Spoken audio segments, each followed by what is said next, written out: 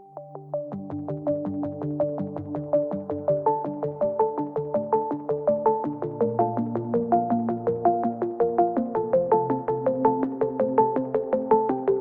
साथियों, एक बार पुनः आपका हार्दिक स्वागत है। अपने टॉपिक चल रहा था गुर्जर प्रतिहार राजवंश का, और गुर्जर प्रतिहार राजवंश में अपन ने इससे पहले की जो क्लास हुई थी उस क्लास में है वह है त्रिपक्षीय संघर्ष और वत्सराज प्रतिहार को देखा था। अब आज की क्लास में वत्सराज प्रतिहार के बाद का टॉपिक है। देखिए, वत्सराज है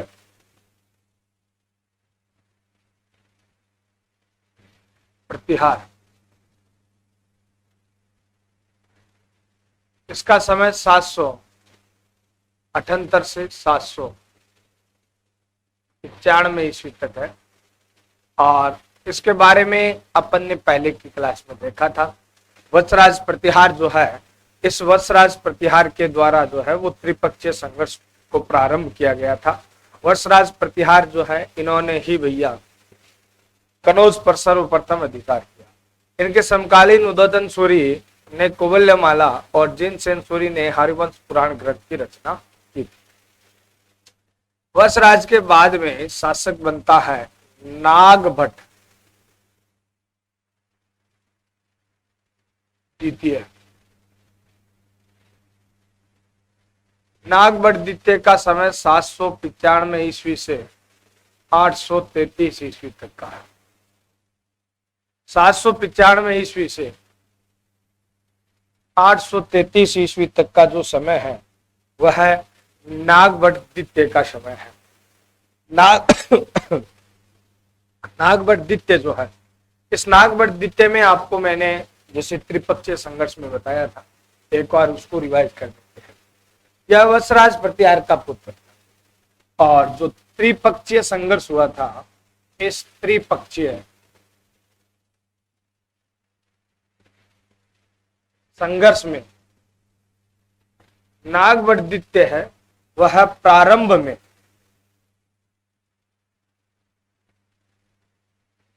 राष्ट्रकूट वंश का जो शासक था, राष्ट्रकूट वंश का शासक था गोविंद तृतीय। तो राष्ट्रकूट वंश के शासक गोविंद तृतीय से नागभट्ट द्वितीय जो है वो पराजित होता है। ये इसके प्रारंभ में हो गया था। ठीक है, जैसे ही नागभट्ट है, इसने अपनी शक्ति को संयोजित करना प्रारंभ किया तो गोविंद तृतीय ने इस पर आक्रमण कर दिया, और इस संघर्ष में जो है वह ये पराजित हो गया था। अब उसके बाद में इसने अपनी शक्ति को संयोजित किया। जब गोविंद तृतीय अपनी वृद्धावस्था में पहुंच गया, इसके पुत्र जो है वो उत्तराधिकार के लिए लड़ने लगे, संघर्ष करने लगे। तो उस दौरान जो है वह है इसने कनौज के,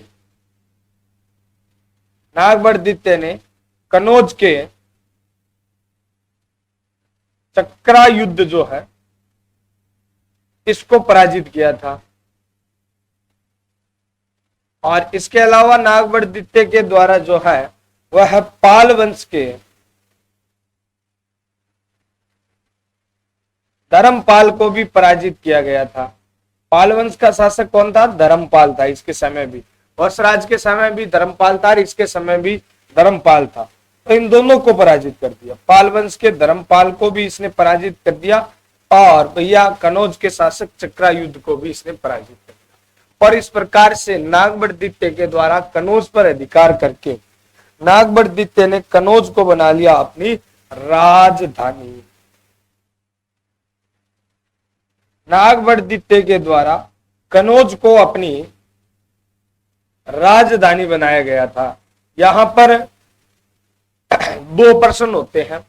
एक तो कनौज पर सर्वप्रथम अधिकार किसने किया था? तो कनौज पर सर्वप्रथम अधिकार करने का जो श्रेय है वह वत्सराज प्रतिहार को जाता है। और कनौज को सर्वप्रथम राजधानी किसने बनाया? तो कनौज को सर्वप्रथम राजधानी बनाने का जो श्रेय है वह है नागभट्ट द्वितीय को जाता है। और यहीं से प्रतिहारों की शुरू होती है कनौज शाखा।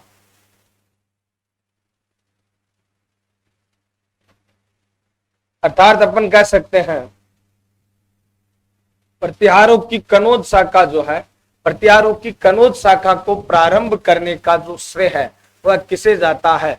प्रत्यारों की कनौज शाखा को प्रारंभ करने का श्रेय नागभट द्वितीय को जाता है। अब नागभट द्वितीय ने इस त्रिपक्षीय संघर्ष में भी विजय प्राप्त की है।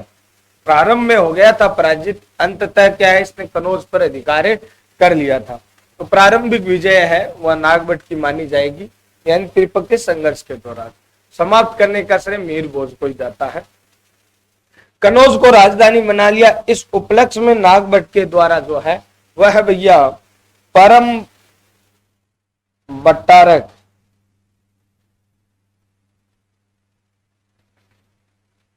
परम भागवत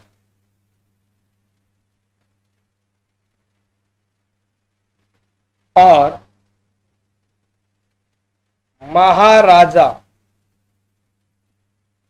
ही राज की उपाधियां धारण की। परम भट्टारक, परम भागवत और महाराजा दी राज की उपाधियां धारण की थी। किस उपलक्ष्य में? भैया दोनों शत्रुओं को पराजित करके कनौज को राजधानी बना दिया। इस उपलक्ष्य में इन्होंने ये उपाधियां धारण की। आगे समझ में बात है? तो त्रिपक्षीय संघर्ष है, उसमें इसने कनौज को पूर्ण रूप से जीत लिया और कनौज शाखा की यहां से शुरुआत हो गई। ठीक है, अब देखिए नागभट द्वितीय जो है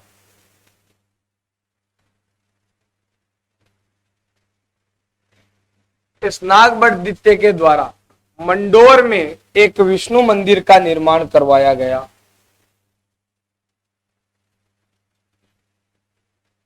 मंडोर के विष्णु मंदिर का निर्माण। अच्छा, मंडोर का जो विष्णु मंदिर है, इस मंडोर के विष्णु मंदिर में अपन ने मंडोर शाखा में पढ़ा था कि भैया यहीं पर मंडोर शाखा का जो शासक था जिसका नाम था ककुक, और उसने ककुक ने है वो यहाँ पर अपनी वंशावली उत्कीर्ण करवाई थी। तो मंडोर के विष्णु मंदिर का वो जो निर्माण है वह नागभट ने ही करवाया था। ठीक है, दूसरा नागभट के द्वारा बुचकला, बुचकला कहां पर है? जोधपुर में है। तो बुचकला जोधपुर के अंदर नागभट जो है इसने शिव पार्वती मंदिर का, शिव पार्वती मंदिर जो है इसका निर्माण करवाया था। तो बुचकला जोधपुर में शिव पार्वती मंदिर के निर्माण का जो श्रेय है वो किसे दिया जाता है? यह नागभट द्वितीय को जाता है। ये प्रश्न पीछे भी आ चुका है एग्जाम में, जिसके अंदर यह पूछा गया था कि प्रतिहार शैली से निर्मित शिव पार्वती मंदिर है वो कहाँ स्थित है। वैसे तो हर गांव में मिल जाते हैं शिव पार्वती मंदिर, परंतु प्रतिहार शैली में निर्मित शिव पार्वती जो मंदिर है वह कहां पर है? बुचकला जोधपुर के अंदर है। ठीक है, अच्छा, नागभट द्वितीय जो है इसके सामंत थे गुवक प्रथम। चौहान वंश के प्रसिद्ध शासक गुवक प्रथम, गुवक प्रथम है वो अपने सांबर शाखा थी चौहानों की, उस चौहानों की सांबर शाखा के शासक थे। तो गुवक प्रथम जो है वह नागभट द्वितीय के सामंत थे, और नागभट द्वितीय ने अपनी पुत्री, इसकी एक दत्तक पुत्री थी,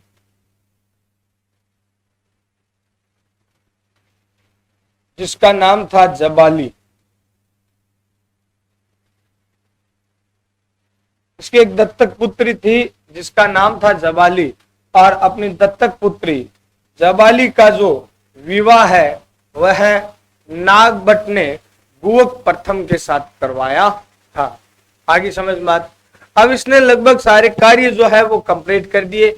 इसने प्रतिहार वंश की जो है वह कनौज शाखा की स्थापना कर ली, कनौज पर अधिकार कर लिया था। ठीक है, धर्म कर्म के भी कार्य इसने खूब किए थे, काफी धर्म के और के कार्य किए, और उसके उपरांत जो है वह है इसने कन्यादान भी कर दिया। सारे दान कार्य वगैरह करने के पश्चात है वह इसने मोक्ष प्राप्ति की ओर ध्यान दिया। तो कहा जाता है कि 23 अगस्त 833 ईस्वी को नागभट द्वितीय द्वारा गंगा में जीवित जल समाधि ले ली गई।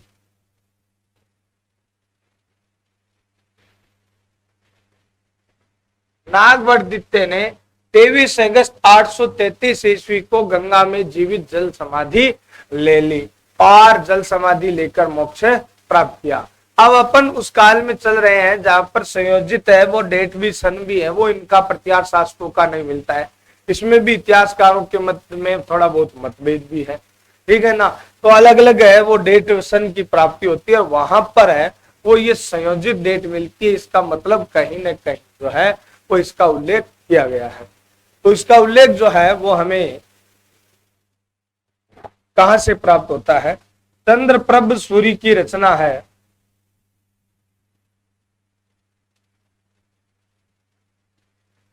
चंद्रप्रभ सूर्य जो है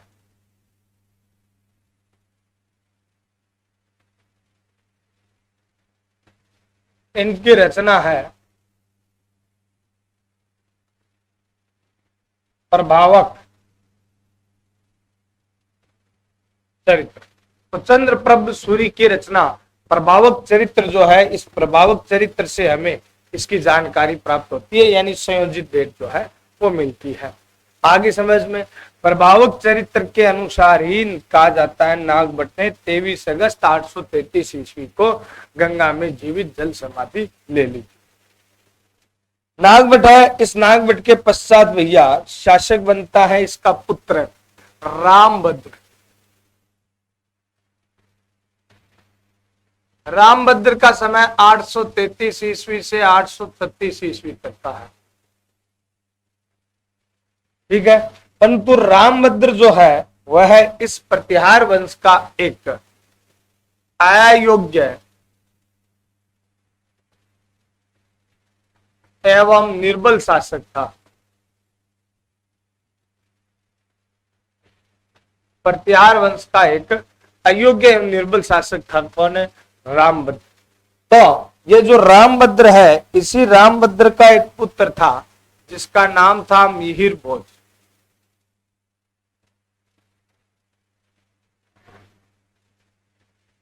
मिहिर भोज, या इसे इतिहास में कहा जाता है भोज प्रथम। इनका समय 836 ईस्वी से 885 ईस्वी तक का है। 836 ईस्वी से 885 ईस्वी तक का जो समय है वह मिहिर भोज का है।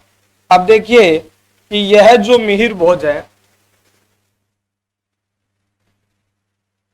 इस मिहिर भोज के द्वारा अपने ही पिता रामभद्र की कर दी गई थी हत्या, और अपने ही पिता रामभद्र की हत्या करके इन्होंने गद्दी प्राप्त की थी। इस कारण से मिहिर भोज जो है वह कहलाता है प्रतिहार वंश का पितृहंता शासक। तो किस शासक को प्रतिहार वंश का पितृहंता कहा जाता है? मिहिर भोज है, इसको प्रतिहार वंश का पितृहंता शासक कहा जाता है। आगे समझ में बात है। बस ये एक कलंक जो है वो इनके माथे पर जरूर है, परंतु इसके अलावा मिहिर भोज जो है वो वास्तव में महानतम शासक, और मिहिर भोज के द्वारा जो है वो भारतीय सीमा की लगभग कई वर्ष तक, मतलब 50 साल तक है वो रक्षा की गई थी, और अरब आक्रमणकारियों को भारत से बाहर खदेड़ा गया था। इनके समय ही 836 ईस्वी में एक अरब आक्रमणकारी भारत आया था जिसका नाम था जुनैद खां। एक अरब आक्रमणकारी भारत आया था जिसका नाम था जुनैद खां। तो मिहिर भोज के द्वारा अरब आक्रमणकारी जुनैद खां जो है इसको पराजित करके अरब खदेड़ा गया। कहा जाता है कि जुनैद खां ने भैया यहाँ पश्चिमी भारत पर आक्रमण किया था और मिहिर भोज के द्वारा इसे पराजित करके अरब खदेड़ दिया गया। और यह भी जानकारी मिलती है कि जुनैद खां ने जो है वह पश्चिमी सीमा पर भैया ताजिए निकाले थे। और मिहिर भोज है, इसने जुनैद खान को बुरी तरह पराजित करके अरब खदेड़ दिया। और जुनैद खान ने जो मुहर्रम पर ताजिए निकाले थे, तो मिहिर भोज के द्वारा अपने तलवार के एक ही वार से उन ताजियों को कहते हैं भूमि में गाड़ दिया। मिहिर भोज इस वंश का सबसे शक्तिशाली शासक था। इसके समय, मिहिर भोज के समय प्रतिहार शक्ति जो है अपनी चरम सीमा पर थी। मिहिर भोज के समय में प्रतिहार शक्ति है वह अपनी चरम सीमा पर थी। ठीक है ना। चरम सीमा का मतलब वह हाईएस्ट स्टेज, जिसके पश्चात प्रत्यार इससे ऊपर नहीं गए, इसके नीचे ही आए थे, है ना। तो प्रत्यार शक्ति है वो मिहिर भोज के समय अपने चरम सीमा पर थी, उच्चतम शिखर पर थी। और मिहिर भोज के समय ही प्रतिहारों का सर्वाधिक साम्राज्य विस्तार होता है। प्रतिहारों का सर्वाधिक साम्राज्य विस्तार है वह किस शासक के समय होता है? मिहिर भोज है। इस मिहिर भोज के समय में प्रतिहारों का सर्वाधिक साम्राज्य विस्तार होता है। उत्तर में कहा जाता है हिमालय से लेकर के दक्षिण में महाराष्ट्र तक का क्षेत्र, पूर्व में पालों के बंगाल से लेकर के और संपूर्ण मरुस्थल का क्षेत्र है, वह इस मिहिर भोज के साम्राज्य में आता था। तो कहा जाता है मिहिर भोज है वह वास्तव में एक महान शासक था। और इसकी महानता का पता अपने इस बात से भी चलता है, मिहिर भोज के समय में एक अरब यात्री है वह भारत आया था। अच्छा, वो तो था अरब आक्रमणकारी, और यह है अरब यात्री जिसका नाम था सुलेमान।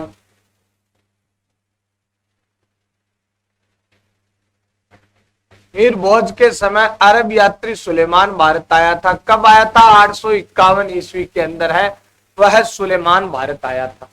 ठीक है ना। अब देखो यह जो सुलेमान है, इस सुलेमान ने भैया मिहिर भोज को क्या कहा है? सुलेमान जो है इसने मिहिर भोज को अरबों का ए मित्र,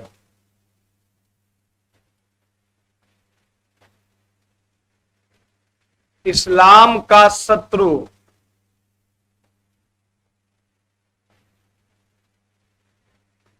इस्लाम की दीवार,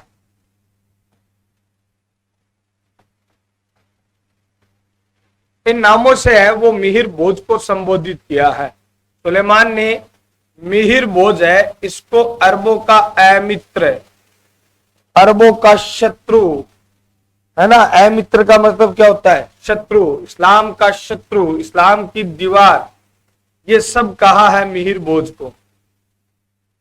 और सुलेमान के द्वारा है वह भारत को कहा गया है काफिरों का देश।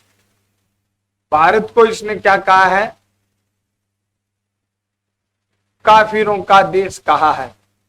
काफिर, काफिर का मतलब क्या होता है? काफिर का मतलब होता है धर्म विरोधी।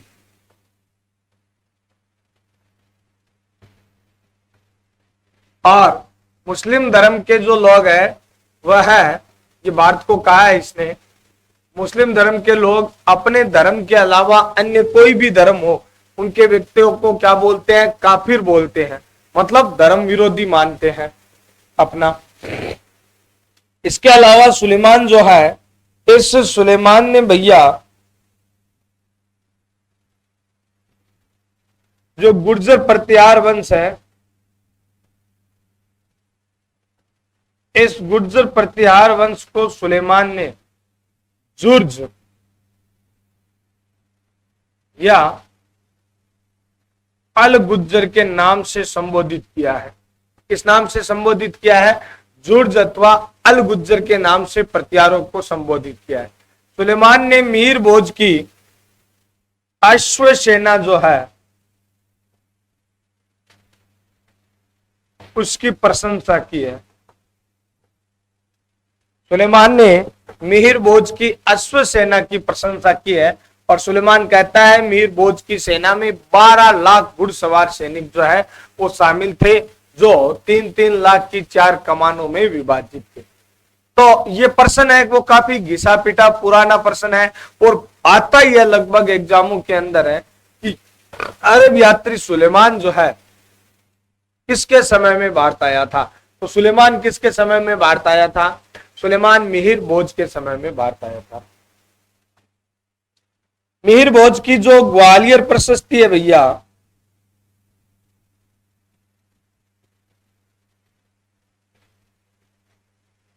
मिहिर भोज की जो ग्वालियर प्रशस्ति है, इस ग्वालियर प्रशस्ति में मिहिर भोज को आदि वराह के नाम से संबोधित किया गया है। इसके अलावा मिहिर भोज जो है, इसका जो दौलतपुर अभिलेख है,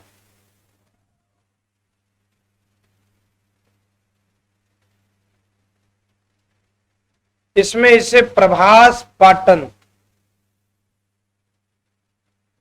के नाम से संबोधित किया गया है।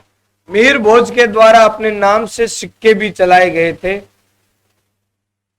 और मिहिर भोज ने जो सिक्के चलाए उनके सिक्कों पर इनको श्रीमद आदि वराह के नाम से संबोधित किया गया है। मिहिर भोज के द्वारा चलाए गए सिक्कों पर मिहिर भोज की कौन सी उपाधि मिलती है? तो मिहिर भोज के द्वारा चलाए गए सिक्कों पर मिहिर भोज की श्रीमद आदि वराह की जो उपाधि है वह हमें प्राप्त होती है। आगे समझ में बात है। तो मिहिर भोज की भैया यही उपलब्धि है और ये इस वंश का सबसे महान शासक था। मिहिर भोज के बाद में जो है वो 2 शासक होते हैं, इनको मैं साथ में लिखाऊंगा क्योंकि दोनों में सिमिलरिटी है। देखिए मिहिर भोज के बाद में शासक बनता है महेंद्र पाल प्रथम। महेंद्र पाल प्रथम जो है इनका समय 885 ईस्वी से 910 ईस्वी आंका गया है। इसके बाद में इसका पुत्र था महेंद्र पाल का, इसका नाम था भोज। इतिहास में ये मिहिर भोज के बाद दूसरा भोज है, इसे भोजदित्य कहेंगे और इसका समय जो है वो 910 से 913 तक है, वो आंका गया है। और भोज है इसका एक सौतेला भाई था जिसने भोज को गद्दी से हटा करके पदच्युत करके गद्दी प्राप्त की, उसका नाम था महिपाल प्रथम। महिपाल प्रथम का जो समय है वह है 914 से 943 ईस्वी तक का है। 914 ईस्वी से 943 ईस्वी तक का जो समय है वो महिपाल प्रथम का है। अब देखिए इन दोनों में एक सिमिलरिटी रही है, समानता रही है, इस कारण से इन दोनों शासकों को साथ में लिखा है। भारत का एक प्रसिद्ध विद्वान है राजशेखर। अब भैया ये जो राजशेखर है, यह राजशेखर महिपाल का भी दरबारी विद्वान और गुरु था।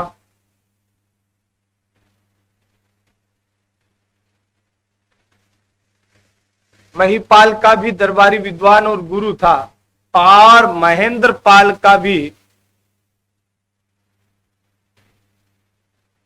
दरबारी विद्वान एवं गुरु था। दोनों का दरबारी विद्वान और गुरु था राजशेखर। ये दोनों में ये समानता है। अच्छा, दोनों ने राजशेखर को अपना गुरु माना है और राजशेखर दोनों के दरबार से संबंधित है, दोनों के दरबार में रहा था। इन्होंने राजशेखर ने भैया यह जो महेंद्र पाल है इसको रघुकुल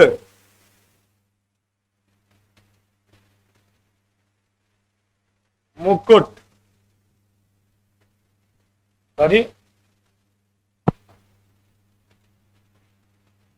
रघुकुल तिलक, रघुकुल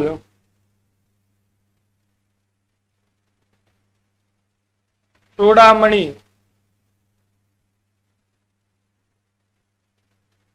और निर्भय राज के नाम से संबोधित किया है। रघुकुल तिलक, रघुकुल चूड़ामणि और निर्भय राज के नाम से संबोधित किया किसको? महेंद्रपाल को। और राजशेखर ने जो महिपाल है इनको रघुकुल मुकुट,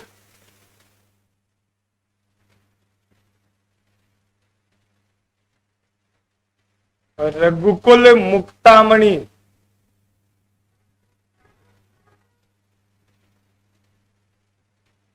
और आर्यावर्त का महाराजाधिराज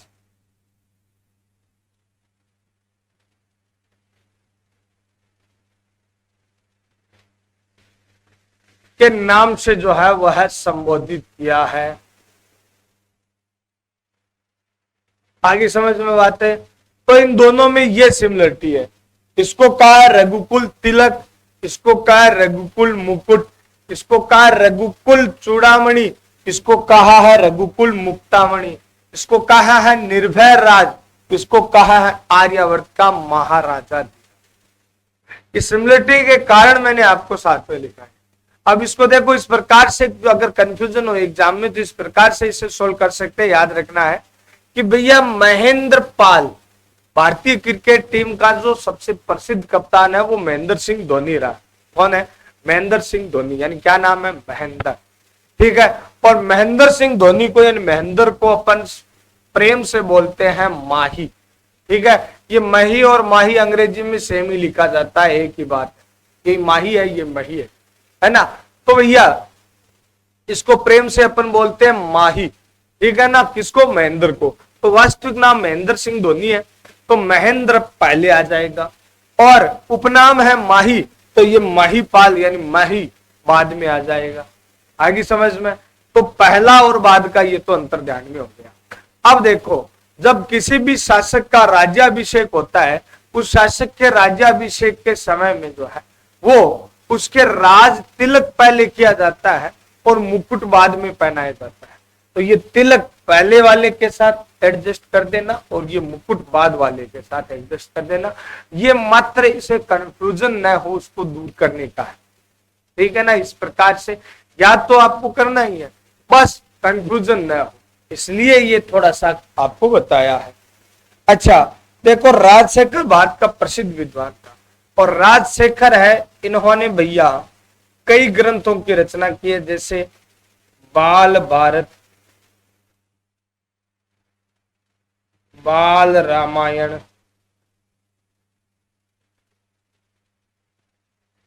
प्रचंड पांडव,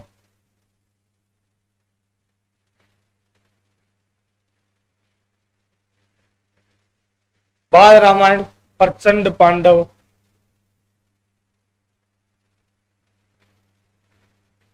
विद्वशाल, वंजिका,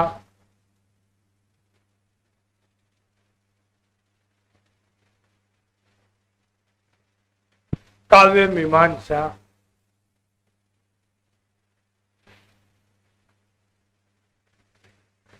प्रबंध कोश, ये राजशेखर की प्रसिद्ध रचना है। परंतु राजशेखर की एक पत्नी थी जिसका नाम था अवंतिका सुंदरी। तो राजशेखर ने अपनी पत्नी अवंतिका सुंदरी जो है, इसके कहने पर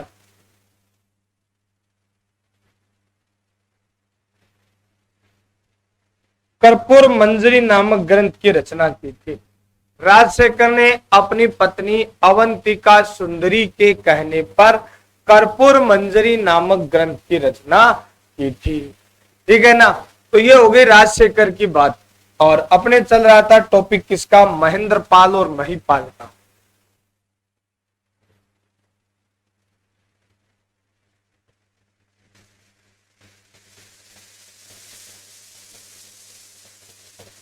महिपाल प्रथम, महेंद्रपाल भी प्रथम। महेंद्रपाल के द्वारा श्री महेंद्र, अश्व महेंद्र, श्री महेंद्र, अश्वमहेंद्र, महेंद्रादित्य, इस प्रकार से अन्य उपाधियां जो है वह भी धारण की गई थी। बस महेंद्रपाल की तो इतनी उपलब्धि है। ठीक है, महिपाल का अपन ने ये देख ही लिया कि इसका दरबारी विद्वान गुरु था राजशेखर, इसने इसे नई नामों से पुकारा है। इसके अलावा जो महिपाल है इसकी क्या उपलब्धियां है? देखिए, महिपाल जो है इसके समय में अरब यात्री अल मसूदी 914 ईस्वी में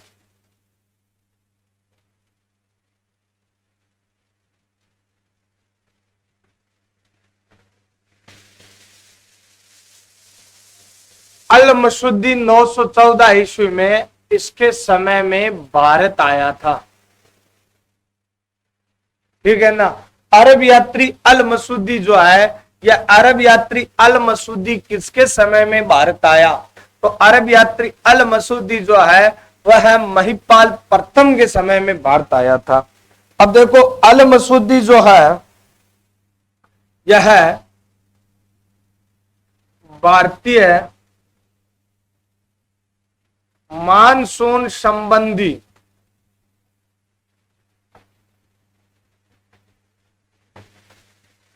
उल्लेख करने वाला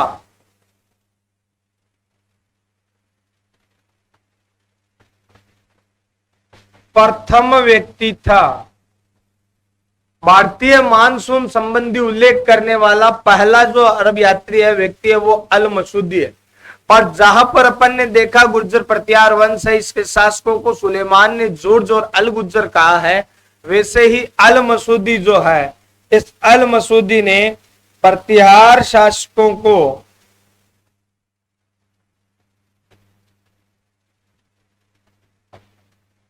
अल मसूदी ने प्रतिहार शासकों को बौर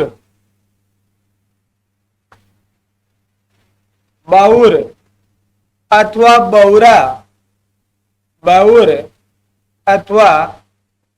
बौरा के नाम से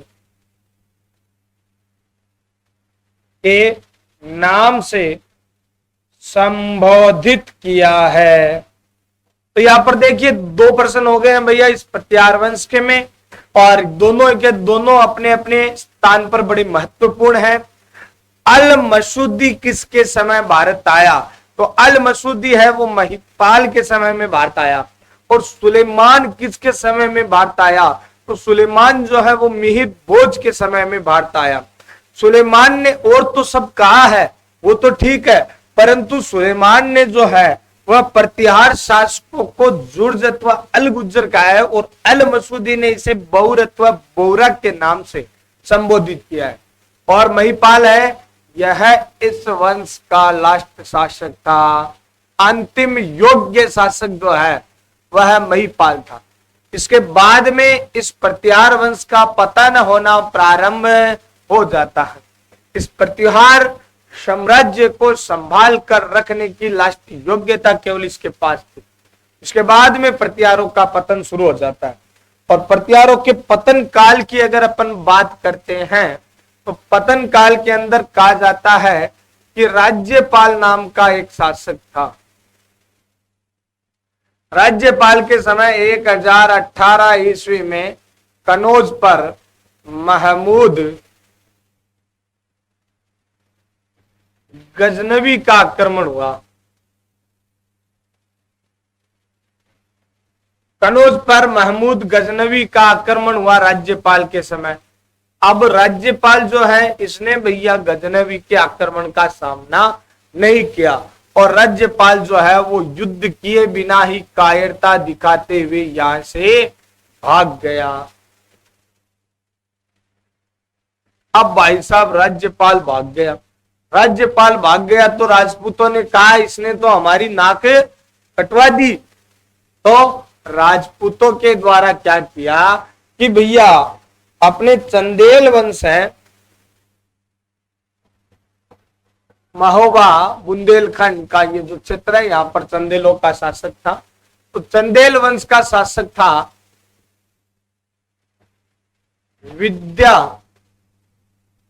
धर चंदेल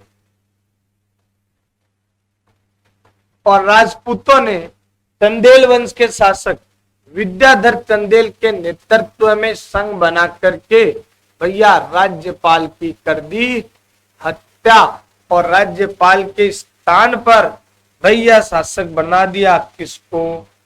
त्रिलोचन पाल को। तो राज्यपाल के स्थान पर शासक कौन बन गया? राज्यपाल के स्थान पर शासक बन गया त्रिलोचन पाल। अब देखो महमूद गजनवी जो है, इस महमूद गजनवी का 1019 ईस्वी में पुनः आक्रमण हुआ कनौज पर। 1019 ईस्वी में इसने कनौज पर पुनः आक्रमण किया, परंतु अब की बार त्रिलोचन पाल भागा नहीं, इसने गजनवी का सामना किया और यह भैया गजनवी के सामने टिक नहीं सका और इसकी हो जाती है पराजय। तो गजनवी से है वह त्रिलोचन पाल है, वो बुरी तरह हो जाता है पराजय। उसके बाद में इस वंश का जो शासक है वह हमें यशपाल प्राप्त होता है।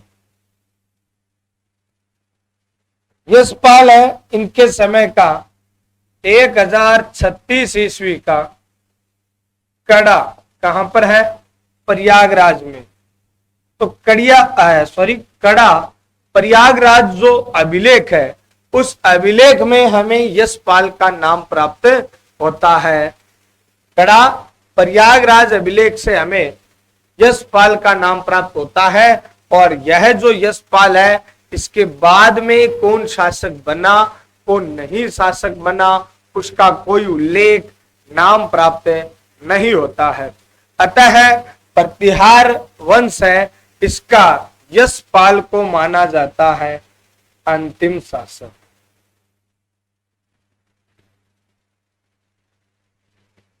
तो प्रतिहार वंश का अंतिम शासक जो है वह किसे माना जाता है? प्रतिहार वंश का अंतिम शासक यशपाल को माना जाता है। यशपाल इस प्रतिहार वंश का अंतिम शासक है और इसके साथ आपके ये प्रतिहार वंश भी कंप्लीट होता है। देखिए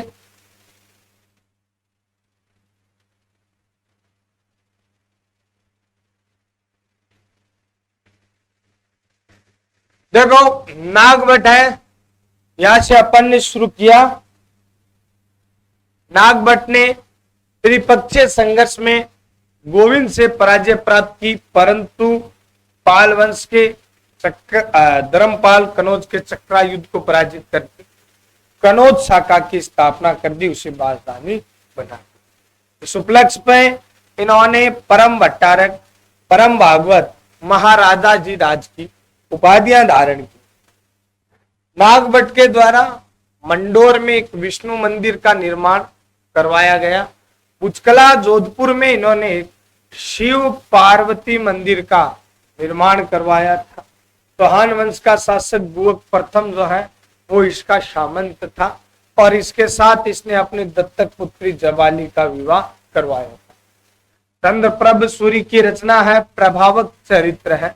इसके अनुसार नागभट्ट द्वितीय ने 23 अगस्त 833 ईस्वी को गंगा में जीवित जल समाधि ले ली। नागभट्ट द्वितीय है, इसके बाद में शासक बनता है रामभद्र, जो इस प्रतिहार वंश का एक अयोग्य और निर्बल शासक था। रामभद्र की उसी के पुत्र मिहिर भोज के द्वारा हत्या कर दी जाती है, जो इस प्रतिहार वंश का पितृहंता शासक कहलाता है। मिहिर भोज महानतम शासक था। इसके समय 836 ईस्वी में अरब आक्रमणकारी जुनेद खां भारत आया, परंतु मिहिर भोज ने जुनेद खां को पराजित करके अरब खदेड़ दिया। मिहिर भोज के समय प्रतिहार शक्ति अपनी चरम सीमा पर थी और प्रतिहारों का सर्वाधिक साम्राज्य विस्तार जो है वो मिहिर भोज के समय होता है। यानी कि लगभग उत्तर भारत का जो क्षेत्र है वह पूरा उत्तर भारत का क्षेत्र मिहिर भोज के साम्राज्य में आता था। मिहिर भोज के समय अरब यात्री सुलेमान भारत आया था। सुलेमान ने मिहिर भोज को अरबों का अमित्र, इस्लाम का शत्रु, इस्लाम की दीवार कहा है, और सुलेमान के द्वारा भारत को काफिरों का देश कहा गया है। प्रत्यार शासकों को इसने जुर्ज अल गुज्जर के नाम से संबोधित किया है, और इस सुलेमान ने मीर भोज की अश्व सेना की भी बुरी बुरी प्रशंसा की है। ग्वालियर प्रशस्ति है मीर भोज की, इसमें हमें इनकी आदि वराह की उपाधि प्राप्त होती है। दौलतपुर अभिलेख जो है, इसमें इनका प्रभाष पाटन जो है वह उपाधि विरुद्ध जो है वह प्राप्त होता है। इन्होंने सिक्के भी चलाए थे, और इनके सिक्कों पर, चांदी के सिक्के थे ये मूल रूप से, और इनके सिक्कों पर हमें श्रीमद आदि वराह की उपाधि प्राप्त होती है। मीर भोज के बाद में वह महेंद्र पाल प्रथम शासक बना। राजशेखर महेंद्र पाल प्रथम का दरबारी विद्वान एवं गुरु था। राजशेखर ने महेंद्र पाल को रघुकुल तिलक, रघुकुल चूड़ामणि और निर्भय राज के नाम से संबोधित किया है। इसके अलावा महेंद्र पाल जो है, इसने श्री महेंद्र, अश्व महेंद्र, महेंद्रादित्य जैसे विरुद्ध भी धारण किए थे। राजशेखर भारत के महानतम विद्वान, और राजशेखर है इनके द्वारा बाल भारत, बाल रामायण, प्रचंड पांडव, विद्यशाल भंजिका, काव्य मीमांसा, प्रबंध कोश ग्रंथों की रचना की गई। इन्होंने अपनी पत्नी का नाम था अवंतिका सुंदरी, और अपनी पत्नी अवंतिका सुंदरी के कहने पर कर्पूर मंजरी ग्रंथ की रचना की थी। उसके बाद में शासक बना भोज। भोजदित्य लगभग 3-4 साल शासन करता है। उसके बाद इसका भाई था महिपाल प्रथम, इसने भोज को गद्दी से हटा दिया, इसे पदच्युत कर दिया, और इसे पदच्युत करके भैया स्वयं शासक बन गया। राजशेखर महिपाल का भी दरबारी विद्वान और गुरु था। राजशेखर ने महिपाल को रघुकुल मुकुट, रघुकुल मुक्तामणि, आर्यावर्त का महाराजाधिराज के नाम से संबोधित किया है। महिपाल प्रथम जो है, इसके समय में अल मसूदी भारत आया था 914 में। अल मसूदी भारतीय मानसून संबंधी उल्लेख करने वाला प्रथम व्यक्ति है, ठीक है।